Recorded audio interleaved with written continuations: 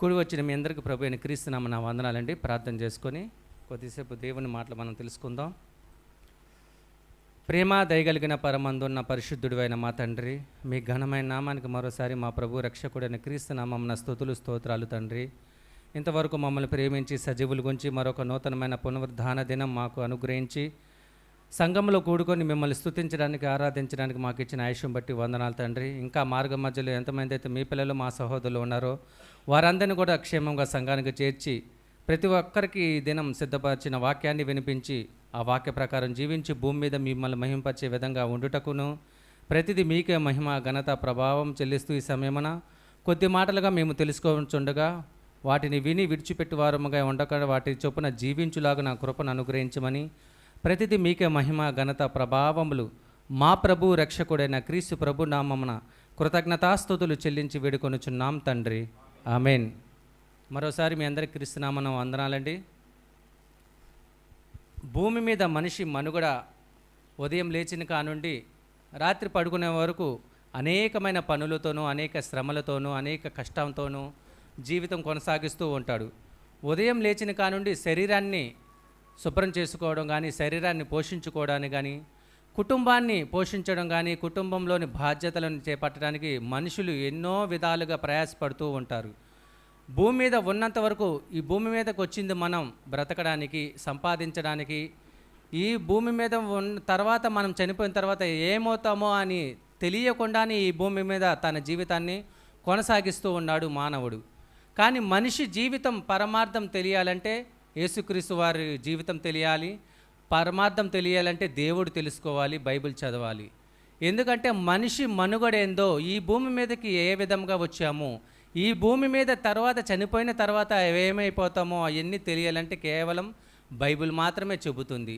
మిగతా గ్రంథాలు చెప్పట్లేదంటే మిగతా గ్రంథాలు ఏమి చెప్పట్లేదు. ఎందుకంటే దేవుని మాటలు బైబిల్లో మాత్రమే ఉంది కాబట్టి దేవుని ఉద్దేశాలు, దేవుని మనసును మానవ మనుగడ తర్వాత జీవించే స్థిరమైన ఆ జీవితాన్ని తెలుసుకోవాలంటే బైబిల్ మాత్రమే ఒకటేనండి.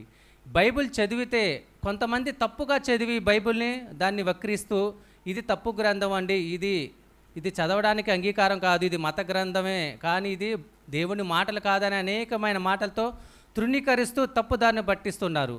కానీ అర్థం చేసుకొని చదివితే దేవుని మాటలు, దేవుని ఉద్దేశాలు ఏందో తెలుస్తాయి.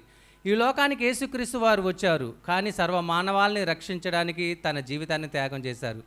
మనిషి ఉదయం వెళ్ళిన కానుండి సాయంత్రం దాకా కష్టపడుతూ తన కుటుంబాన్ని పోషిస్తూ అనేకమైన పనుల్లో కష్టాలు అనుభవిస్తూ ఉంటాడు. కానీ ఆ సుఖం కోసం, కొద్దిపాటి సుఖం కోసం ఎంతో కష్టం అనుభవిస్తూ ఉంటాడు. కుటుంబంలో స్త్రీ కూడా ఎంతో కష్టపడుతూ ఉంటుంది. పిల్లలకి వండి పెట్టడం కానీ, ఇంటి పనులు చేయడం కానీ, ఎంతో పనులు చేస్తూ ఎంతో ఆమె కూడా సహకారంగా ఉండి కుటుంబ బాధ్యతలను చేపడుతూ ఉంటుంది.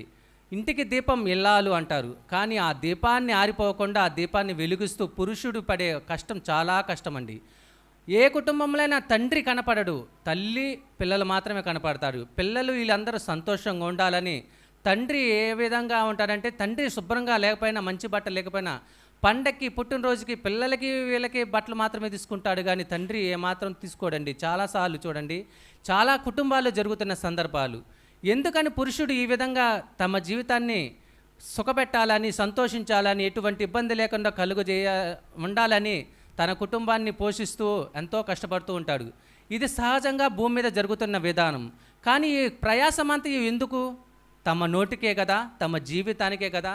నరులు ప్రయాసమంతయు దేనికంటే సొలొమోను గారు ప్రసంగంలో చెప్పారు కదా, నరులు ప్రయాసమంతయు తమ నోటికే కదా అని. కానీ యేసుక్రీస్తు వారు చెబుతున్న మాట చూడండి, మత్తయి సువార్త, మత్తయి గారు రాసిన సువార్త 7వ అధ్యాయం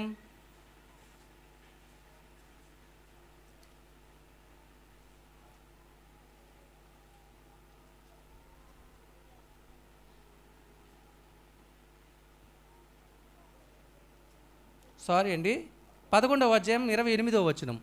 మత్తయి గారు రాసిన సువార్త 11వ అధ్యాయం 28వ వచనం.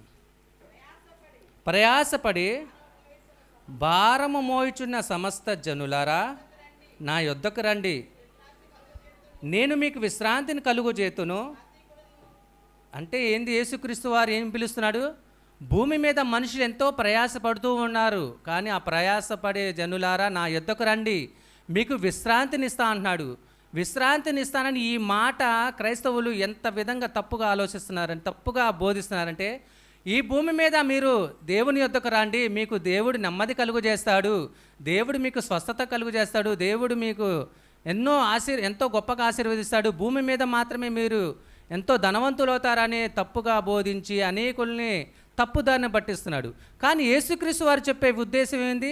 మీకు శాశ్వతమైన విశ్రాంతినిస్తాను, ప్రయాసపడి భారం మోస్తున్న సమస్త జనులారా నా యొద్దకు రండి, నేను మీకు విశ్రాంతిని కలుగు చేతును, నేను సాత్వికుడును దీన మనసు గలవాడును గనుక మీరు మీ మీద నా కాడి ఎత్తుకొని నా యొద్ద నేర్చుకొనుడి, అప్పుడు మీ ప్రాణము నాకు విశ్రాంతి దొరుకును. ఎలయనగా నా కాడి సులువుగాను నా భారము తేలికగా ఉన్నదంట. యేసుక్రీస్తు వారి కాడి అంటదంట సులువుగా తేలికగా ఉంటుందంట. కానీ మనుషులు ఎంత కష్టమైన పడతారు, కానీ భూమి మీద ఎంత భారమైన మోస్తారు, కానీ యేసుక్రీస్తు వారి దగ్గరికి రాలేకపోతున్నారు. యేసుక్రీస్తు వారి కాడి మోస్తే సులువుగాను తేలిగ్గా ఉండిద్దని యేసుక్రీస్తు వారు చెప్తున్నాడు కదా. మరి ఎందుకు ఎవరైనా సుఖపడ్డానికే ఇష్టపడతారు, కష్టపడడానికి ఎవరు ఇష్టపడదు ఏ మానవుడు. కానీ యేసుక్రీస్తు వారు పిలిచినా కానీ యేసుక్రీస్తు మాటలు పక్కన పెట్టి, నీవు మాకు ఇచ్చేది ఇస్తావో ఇవో తెలీదు, కానీ మేము మా బ్రతుకు బ్రతకాలి, ఎన్నో కష్టాలు అనుభవించాలి, ఎంతో బాధ్యత మాకుందని అనేకమైన కష్టాలు పడుతూ ఉంటాడు. ఆనాడు ఇశ్రాయేలు ప్రజలు కూడా ఎంతో కష్టపడుతూ ఉంటాడు, కానీ వారి కష్టాన్ని దేవుడు ఎరిగి ఏమన్నాడు చూడండి. నిర్గమకాండంలో వారి కష్టాన్ని 400 సంవత్సరాలు వారు శ్రమపడిన విధానాన్ని చూసి, నిర్గమకాండము 3వ అధ్యాయం, వాళ్ళని విడిపించడానికి దేవుడు ఎన్నుకున్న వ్యక్తి ఎవరంటే మోషే గారు. ఆయన ద్వారా ఆ కార్యక్రమాన్ని జరిగిస్తున్నాడు. అక్కడ జరిగిన సందర్భం చూద్దాం. నిర్గమకాండం 3వ అధ్యాయం 6వ వచనం. మరియు ఆయన, నేను నీ తండ్రి దేవుడను, అబ్రహాము దేవుడను, ఇస్సాకు దేవుడను, యాకోబు దేవుడను అని చెప్పగా, మోషే తన ముఖమును కప్పుకొని దేవుని వైపు వెరచెను. మరియు యెహోవా ఇట్లనెను, నేను ఐగుప్తులో నున్న నా ప్రజల బాధను నిశ్చయముగా చూచితిని, పనులలో తమ్మును కష్టపెట్టు వారిని బట్టి వారు పెట్టిన మొర వింటిని, వారి దుఃఖము నాకు తెలిసే ఉన్నది. అంటే ఇశ్రాయేలు ప్రజల్ని ఎంత కష్టపడుతున్నారు వాళ్ళు. ఐగుప్తీయులు వాళ్ళని చిత్రహింసలు చేస్తూ, బాధలు పెట్టు, కష్టాలు అనుభవిస్తూ, వారి శ్రమలలో చేస్తూ ఉన్నారు. కానీ వారి బాధ నాకు వినపడింది. ఎందుకంటే ఒకనాడు అబ్రహాము గారికి వాగ్దానం చేస్తాడు, నీ 4వ తరం వారు ఈ కనాను దేశానికి స్వతంత్రంగా ఇస్తాను అని చెప్పిన వాగ్దానం నెరవేర్చుటకు దేవుడు ఈ సందర్భాన్ని ఎన్నుకున్నాడు. వారి బాధ నాకు వినపడింది, వారిని విడిపించడానికి నువ్వు వెళ్ళు, నీ ద్వారా ఇశ్రాయేలు ప్రజల్ని విడిపిస్తున్నాను అని చెప్పి మోషే గారికి ఆజ్ఞాయిస్తాడు. వారు అంత కష్టపడి అంత శ్రమలు పొందారు, కానీ వారు ఇశ్రాయేలు ప్రజలు అరణ్యానికి వచ్చిన తర్వాత దేవుణ్ణి ఎంతగా శోధించాడంటే అంతగా శోధించాడు. ఏమండి, వారి బట్టలు నలగలేదు, వారి చెప్పులు అరగలేదు, వారు ఎక్కడ కష్టపడినట్టు ఏమీ లేదు. ఇశ్రాయేలు ప్రజలు ఐగుప్తు దేశంలో ఎంతో కష్టాలు శ్రమలు అనుభవిస్తూ ఉన్నారు, వెట్టి చాకరీ చేస్తున్నారు. కానీ అలాంటి మనుషులు అలాంటి మనుషుల్ని దేవుడు తీసుకొచ్చి విముక్తి చేసి వాళ్ళకి సుఖాన్ని ఇస్తున్నాడు. కష్టపడకుండా తిండి, కష్టపడకుండా నిద్ర, బట్టలు ఏమీ లేకుండా దేవుడు ఇంత సుఖంగా చూస్తున్నా కానీ ఇశ్రాయేలు ప్రజలు దేవుడిని ఎరుగక ఉన్నారు. దేవుని ఉద్దేశాన్ని, దేవుని మనసును తెలుసుకోలేకపోయారు ఆనాటి ప్రజలు. ఆనాటి ప్రజలే కాదు, ఈనాటి క్రైస్తవులు కూడా అదే ఉద్దేశంలో ఉన్నారు. దేవుడు మనసును తెలుసుకోక, దేవుని ఉద్దేశాన్ని తెలుసుకోక ఎలా ఉండారంటే, మాకు అది అయ్యా, మాకు ఇది అయ్యా, కేవలం శరీర సంబంధమైన వాటి దేవుణ్ణి మొర్రపెడుతూ దేవుణ్ణి ఇబ్బంది పెడుతున్నారే కానీ నిత్య జీవం ఉన్నది, ఈ శాశ్వతమైన జీవితం ఉన్నది, యేసుక్రీస్తు వారిని నమ్ముకోండి, ఈ జీవితమే మీకు అనంత లోకానికి చేర్చి మీరు నిత్యము సంతోషించే విధంగా ఉంటారని దేవుడు చెప్తున్న మాటలు ఏం మాత్రం పక్కన వినట్లేదండి. దేవుని ఉద్దేశం, దేవుని మనసు తెలుసుకోవాలంటే యేసుక్రీస్తు వారే తెలిపాడు. ఆయన లక్షణాలను, ఆయన గుణగణాలను యేసుక్రీస్తు వారు భూమి మీదకి వచ్చి, యేసుక్రీస్తు వారు సహజంగా క్రైస్తవులకు ఎలా తెలుసు అంటే, స్వస్థతలు లేదా ఆరోగ్యం ఇస్తాడు, లేదా బాధలు తీస్తాడు, భూ సంబంధమైన ఉన్నంత వరకు యేసుక్రీస్తు వారు బాగా చూసుకుంటాడు, ఆయన నమ్ముకుంటే ఎటువంటి ఇబ్బంది లేదు అనే ఉద్దేశంతో ఉన్నారు. ఆనాటి ప్రజలు కూడా యేసుక్రీస్తు వారిని వెంబడించిన ఉద్దేశం చూడండి. యోహాను సువార్త. యేసుక్రీస్తు వారు వచ్చిన ఉద్దేశం ఏంది, అక్కడ ఆనాటి ప్రజలు, ఇశ్రాయేల్ ప్రజలు చేస్తున్న ఉద్దేశం చూద్దాం. యోహాను సువార్త 4వ అధ్యాయం 48వ వచనం.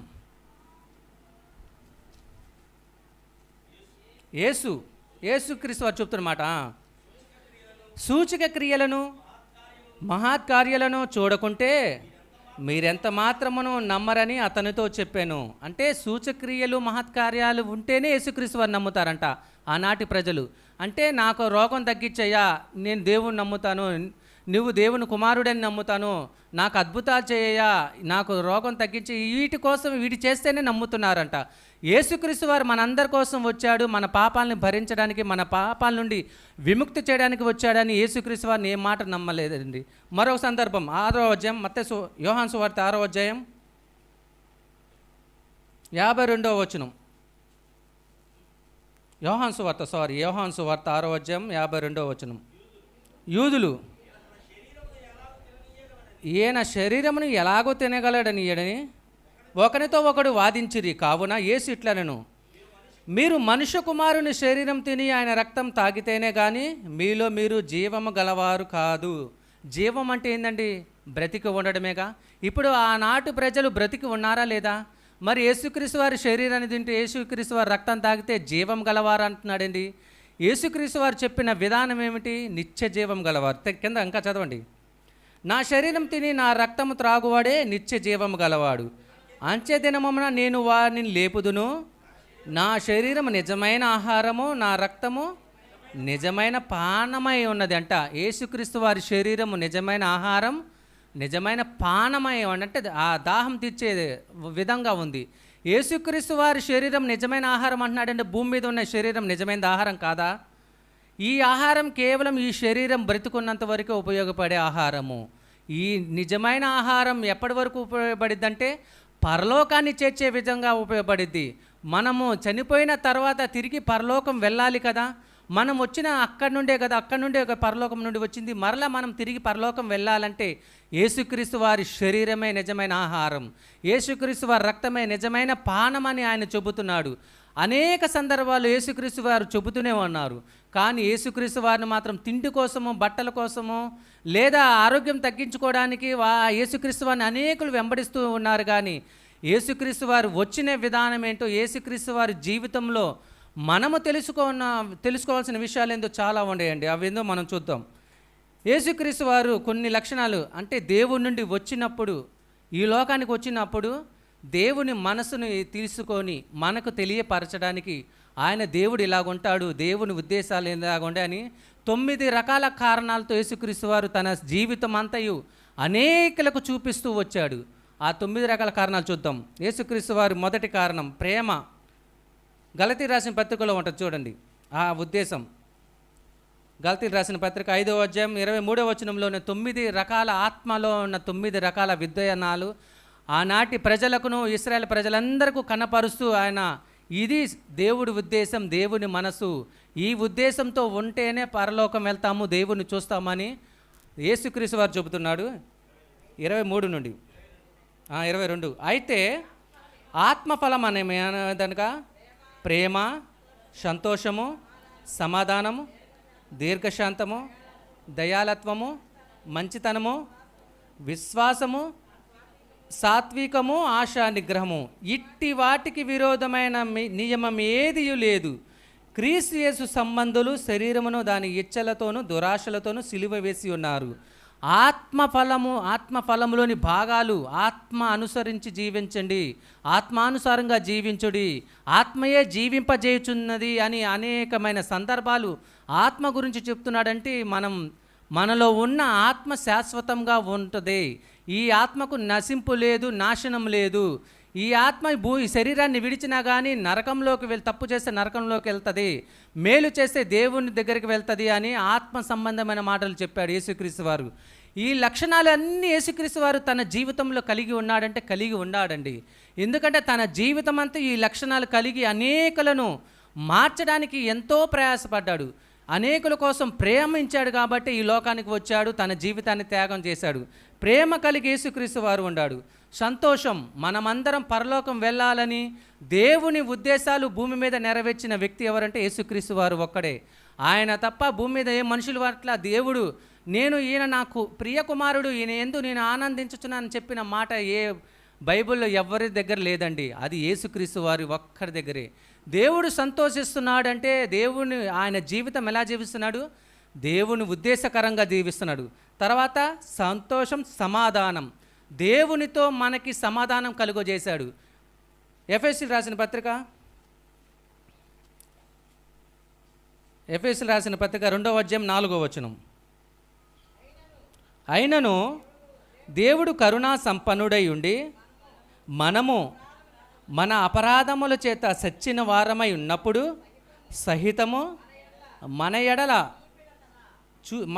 చూపిన తన మహా ప్రేమ చేత మనలను క్రీస్తుతో కూడా బ్రతికించాను. ఎలాగున్నామంట?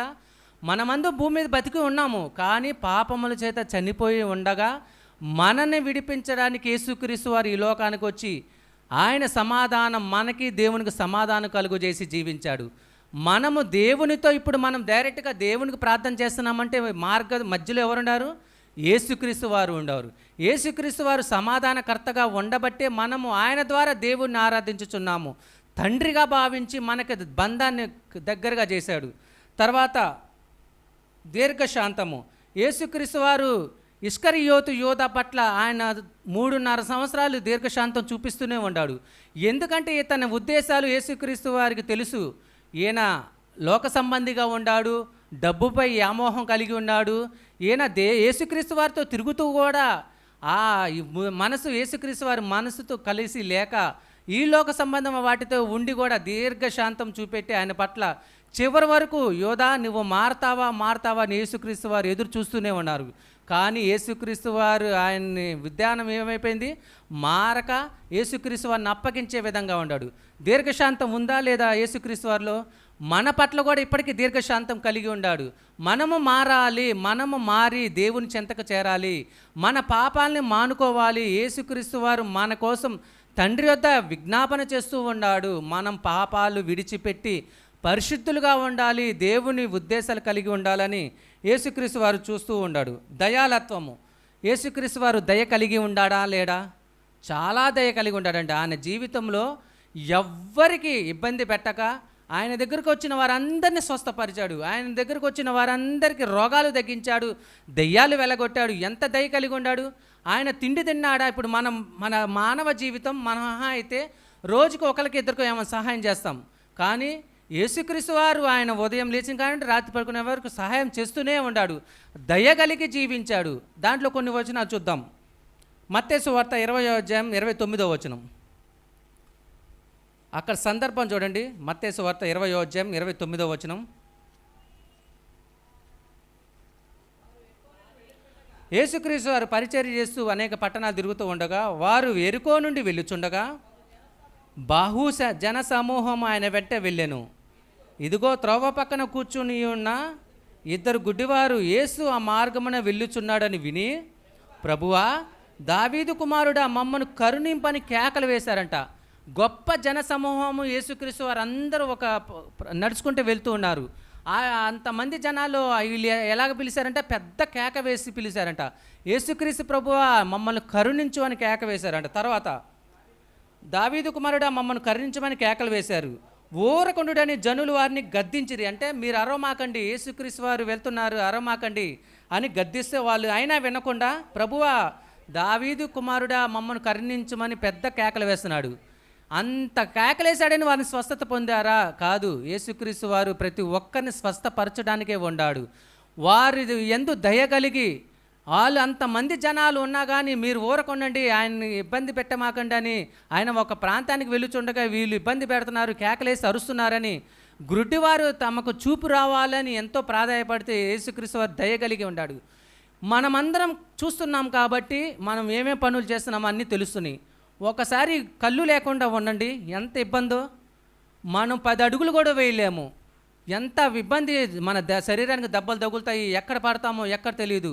ఆ గురుడివారు ఎన్ని రోజుల నుండి గురుడితనం కలిగి ఉండారు, కానీ ఆ గురుడితనం తీసివేయమని యేసుక్రీస్తు వారిని వేడుకున్నారంట. దయగలిగి యేసుక్రీస్తు వారు వారి కన్నులు తెరిచాడు. తర్వాత మరో సందర్భం యోహాను సువార్త 5వ అధ్యాయం 5వ వచనం. మరొక సందర్భం యేసుక్రీస్తు వారు ఏం చేశాడో యోహాను సువార్త 5వ అధ్యాయం 5వ వచనం. అక్కడ 38 ఏండ్ల నుండి వ్యాధి గల మనుషుడు ఉండెను. యేసు వాడు పడి ఉండట చూచి వాడప్పటికీ బహుకాలం నుండి ఆ స్థితిలో ఉన్నాడని ఎరిగి స్వస్థత కోరుచున్నావా అని వానిని అడుగగా ఆ రోగి, అయ్యా, నీళ్లు కదిలింపబడినప్పుడు నన్ను కోనేటిలోనికి దించుటకు నాకు ఎవడనూ లేడు గనుక నేను వచ్చినంతలో మరి ఒకడు నాకంటే ముందు వెళ్ళి దిగునని ఆయనకు ఉత్తరం ఇచ్చానంట. యేసుక్రీస్తు వారు ఎందుకు వచ్చాడు ఆయన దగ్గరికి? ఆయన ఎన్ని సంవత్సరాలంట? 38 ఏండ్ల నుండి ఆయన అక్కడే ఉన్నాడంట.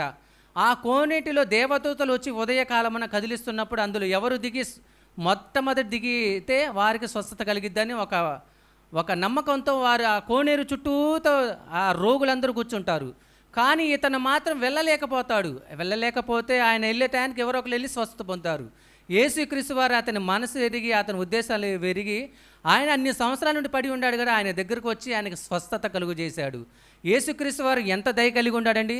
ఈనాడు మనం రోడ్డు మీద వెళ్తున్నప్పుడు దానం చేస్తాం, కానీ ఎవరన్నా ఇబ్బందులో ఉండారు, వారు ఇన్ని సంవత్సరాలు ఇబ్బంది ఉండారు, సంఘంలో ఉన్న వారిని మనం ఏమన్నా చూస్తున్నామా? సంఘంలో ఎంతోమందికి అక్కరలు ఉన్నాయి, అవన్నీ మనం తెలుసుకుంటున్నామా? మనం తెలుసుకోవట్లా. మన జీవనోపాధిలో మనం వెళ్ళిపోతున్నాము, మనది మనమే చూసుకుంటున్నాం. కానీ ఎంతోమంది లేనివారు జరక్క ఉన్నవారు ఉన్నారు. మరి వారి ఇబ్బందులు మనం తెలుసుకొని పరామర్శిస్తున్నామా? మరి క్రైస్తవులమైన మనము, క్రైస్తవుని యేసుక్రీస్తు కలిగిన మనము ఆ ఉద్దేశం కలిగి ఉంటున్నామా అంటే ఆ ఉద్దేశం లేదు. మిగతా సంఘాల వారు తమ సంఘాలను డెవలప్ చేసుకోవడం చూస్తారు, కానీ లేదా దైవజనులకి ఆ కానుకలు ఇచ్చి దైవజనులు ధనవంతులను చేస్తున్నారు. కానీ తోటి సంఘసులు, తోటి బాధ్యత కలిగిన క్రైస్తవులు ఎవరైనా సరే ఆ విధంగా ఉంటున్నారా? యేసుక్రీస్తు వారు 38 ఏండ్ల పడి ఉన్న ఆయన దగ్గరికి వచ్చి స్వస్థతనిచ్చాడంటే అంతమంది ఉండారు, అంతమంది స్వస్థత చేయలేడంటే చేస్తాడు. కానీ ఇతని ఉద్దేశం ఏంది? ఆయన వెళ్ళే లోపల ఎవరో ఒకరు కదిలింపబడుతున్నాడు, మళ్ళీ వెనక్కి తిరిగి వస్తున్నాడు. ఆయన 38 సంవత్సరాల నుండి ఆ బాధ అనుభవిస్తున్నాడంటే మన చేతికి కానీ ఏదైనా శరీరాన్ని ఒక దెబ్బ తగిలితేనే ఎంత బాధపడతాము. మరి అన్ని సంవత్సరాలు ఉన్నాడు యేసుక్రీస్తు వారు దయ కలిగి లేడా? దయ కలిగి ఆయన దగ్గరికి వెళ్ళి స్వస్థత కలిగి ఉన్నాడు. అందుకని యేసుక్రీస్తు వారు దయ కలిగి ఉన్నాడు. మరో సందర్భం మంచితనములో ఆయనంత మంచితనం ఎవరు ఉన్నాడా? ఆయన జీవించిన జీవిత విధానం అంతటిలో యేసుక్రీస్తు వారు అంత మంచితనం ఎవ్వరికి లేదండి. ఎంతోమందికి శత్రువునైనా సరే ప్రేమించాడు, శత్రువుకైనా సహాయం చేశాడే, కానీ ఆయనలో ఎటువంటి చెడుతనం లేదు. నాలో పాపం ఉన్నది మీలో ఎవరు స్థాపించగలడు అని యేసుక్రీస్తు వారు సవాల్ చేశాడంటే ఎంత మంచితనం! ఈ మంచితనం, ఈ లక్షణాలన్నీ, దేవుని ఉద్దేశాలు, దేవుని లక్షణాలన్నీ యేసుక్రీస్తు వారు మనకి ఎందుకు తెలియపరుస్తున్నాడంటే మనము కూడా ఈ విధంగా జీవించాలి. మనమందరం దేవునిలోని భాగాలము, ఒకరినొకరు మనమందరం ఇలాగ ఉండాలి, ఇలాగ కలిగి ఉండాలి. మనమందరం ఒక చోటకు చేరతాము, దేవుని చెంతకు చేరతాము. ఆ చెంతకు చేరే లోపల మనమందరం ఇలా కలిగి ఉండాలని అనేకమైన మంచి పనులు చేశాడండి యేసుక్రీస్తు వారు. తర్వాత విశ్వాసం గురించి చూద్దాం. హెబ్రీ రాసిన పత్రిక 6వ అధ్యాయం 29వ వచనం. యేసుక్రీస్తు వారు కూడా విశ్వాసం కావాలంటే కావాలి. ఎందుకంటే దేవుని మనసు తెలుసుకున్నాడు కాబట్టి, దేవుని యందు ఉద్దేశం కలిగి ఉన్నాడు కాబట్టి దేవునికి విశ్వాసం కలిగి ఉన్నాడు. హెబ్రీ రాసిన పత్రిక 6వ అధ్యాయం 29వ వచనం. యోహాను సువార్త 6:29. యేసుక్రీస్తు వారు చెబుతున్న విషయం యోహాను సువార్త 6:29. యేసు ఆయన పంపిన వాని యందు మీరు విశ్వాసం ఉంచుటయే దేవుని క్రియ అని వారితో చెప్పాను. ఎవరు ఆయన పంపిన వాని యందు? దేవుడు యేసుక్రీస్తు వారిని పంపితే ఆయన యందు మన విశ్వాసం కలిగి ఉండాలంట. ఆ విశ్వాసం కలిగి ఉంటేనే దేవుని క్రియ, దేవుని ఉద్దేశం. మనం దేవుని నమ్ముతున్నామంటే యేసుక్రీస్తు వారిని నమ్మాలి, దేవుని ఉద్దేశం తెలియాలి. ఆ పని చేస్తే దేవుని క్రియ అంటున్నాడు. తర్వాత మరో ఆయన ఎంత సాత్వికుడు అంటే, మనం ఇందాక ప్రయాసపడి భారం మోస్తున్న సమస్త జనులాలు ఏమన్నాడు? నా యొద్దకు రండి, నేను విశ్రాంతి కలుగు చేస్తాను. మళ్ళీ చదువుదాం వచనం. నేను సాత్వికుడను, దీన మనస్సు కలిగిన వాడను. అంటే యేసుక్రీస్తు వారు సాత్వికం కలిగి ఉన్నాడా? శిష్యుల పాదాలు కడగటానికి కూడా యేసుక్రీస్తు వారు వెనకాడలేదు. యేసుక్రీస్తు వారు ఎంత గొప్పవాడు!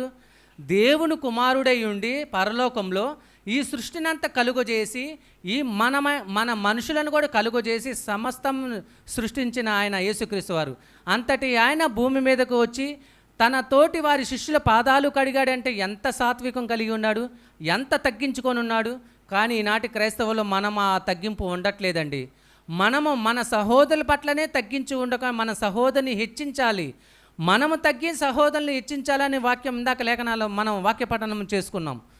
మనం ఆ సందర్భం మనం కలిగి ఉంటున్నామా? మనం తగ్గించుకొని మన సహోదరిని హెచ్చించే విధంగా ఉంటున్నామా అంటే మనం ఆ విధంగా ఉండట్లేదు. మనం హెచ్చించుకుంటున్నాము, మనని హెచ్చించే విధంగా మనం ప్రవర్తిస్తున్నాము. అలాంటి విధంగా మనం ఉండకూడదు. తర్వాత ఆశ నిగ్రహం.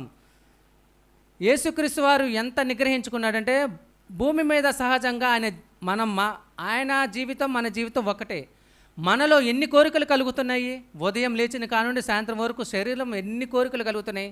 కానీ ఈ కోరికలన్నీ యేసుక్రీస్తు వారు నెరవేర్చలేదు. నిగ్రహించుకొని ఆయన మన కోసం ప్రాణం పెట్టడానికి, దేవుని మాటలు నెరవేర్చడానికి దేవుడు నా గురించి ఒక ఉద్దేశం అనుకున్నాడు. హెబ్రీయులు రాసిన పత్రికలో మనం చదువుకుంటాం, నా గురించి లేఖనంలో రాయబడిన ప్రకారం నేను నీ చిత్తము నెరవేర్చుటకు నేను వచ్చి ఉన్నాను అన్నాడు. యోహాను సువార్తలో 17:4 తండ్రి నీ చిత్తమంతయు నెరవేర్చాను, భూమి మీద నువ్వు నాకు ఇచ్చిన పని పూర్తి చేశాను అని చెప్పుతున్నాడు. యేసుక్రీస్తు వారు చెప్పుతున్నాడంటే నెరవేర్చాడా లేదా? నెరవేర్చాడు. నిగ్రహించుకొని మన కోసం ప్రాణం పెట్టాడు. యేసుక్రీస్తు వారి లక్షణాల్లో కొన్ని లక్షణాలు ఆనాటి మోషే గారు ఉన్నాడు. అంతమంది జనాంగాన్ని నడిపిస్తున్నాడంటే ఎంత సాత్వికం కలిగి ఉండాలి, ఎంత ఓర్చుకొని ఉండాలి. ఎందుకని ఓర్చుకున్నాడంటే ద్వితీయోపదేశకాండం 18వ అధ్యాయం 18వ వచనం.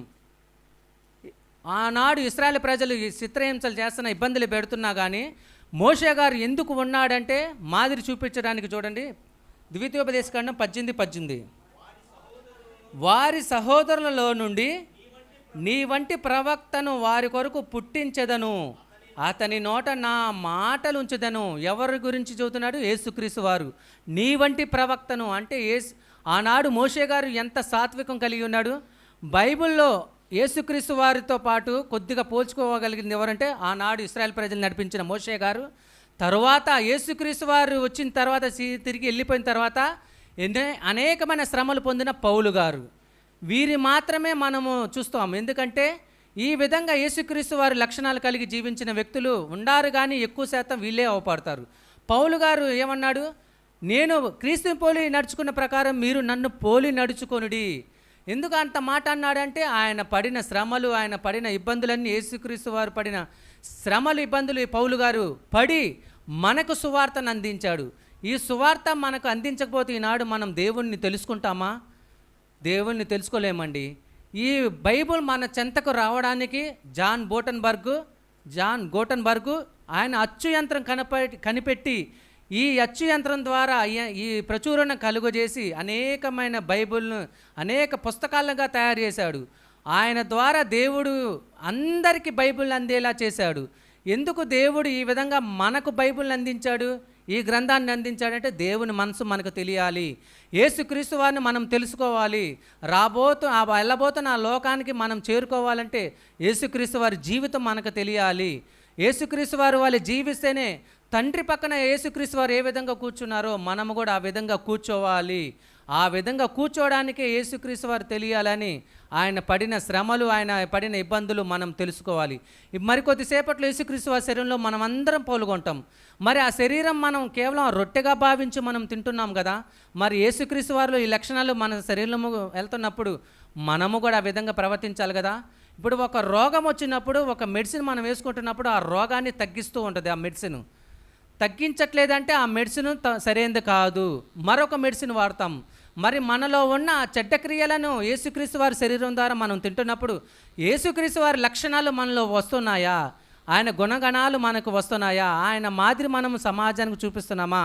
ఆ విధంగా చూపించడానికి యేసుక్రీస్తు వారు వచ్చాడు. దేవుని ఉద్దేశాలన్నీ యేసుక్రీస్తు వారు కనపరిచి ఆయన ఉద్దేశాలు మనమందరం తెలుసుకొని మనము కూడా సమాజంలో కనపడాలని, ఆ దేవుని ఉద్దేశం చివరి వరకు మనం పాటించి పరలోకం చేరడానికి యేసుక్రీస్తు వారు మనకి మాదిరి ఉంచిపోయాడు. అలాంటి మాదిరి జీవితం మనమందరం కలిగి ఉండాలని కోరుకుంటూ నా మాటలు ముగిస్తున్నాను. ప్రార్థన చేసుకుందాం. ప్రేమ దయగలిగిన పరమందున్న పరిశుద్ధుడు అయిన మా తండ్రి, మీ ఘనమైన నామానికి మరోసారి క్రీస్తు నామమున స్తుతులు స్తోత్రాలు తండ్రి. మీ మనసు నెరిగిన యేసుక్రీస్తు వారు ఈ లోకానికి మా కోసం వచ్చాడు. ఈ లోకానికి కేవలం మానవుల వలె రాకుండా మమ్మల్ని రక్షించడానికి, నీ ఉద్దేశాలన్నీ మాకు తెలియపరచడానికి, నీ గుణగణాలు మేము ఈ లోకంలో ఉన్నప్పుడు ఏ విధంగా జీవించడానికి మాకు తెలియపరిచారు తండ్రి. ఆ విధంగా మేము కూడా జీవించి మీరున్న లోకానికి చేరడానికి మాకు ఇచ్చిన ఆయుష్యం బట్టి వందనాలు. మీ లేఖనాలలో మాటలు మేము తెలుసుకొని ఉన్నాము. వాటిని గుర్తెరిగి వాటిని మా మనసులో ఉంచుకొని విడిచిపెట్టక మీ ప్రకారం జీవించి మిమ్మల్ని మహింపరిచే విధంగా భూమి మీద ఉండులాగా నా కృపను చూపి సహాయం చేయమని, మీ ఆత్మ సహాయం మా అందు ఉంచి మమ్మల్ని నడిపించి మాకు బలహీనులమైన మమ్మల్ని బలపరచమని మా ప్రభు రక్షకుడైన క్రీస్తు ద్వారా కృతజ్ఞతాస్తుతులు చెల్లించి వేడుకొనుచున్నాము పరమందున్న మా తండ్రి. ఆమెన్. మరోసారి మీ అందరు క్రీస్తు నామమున వందనాలండి.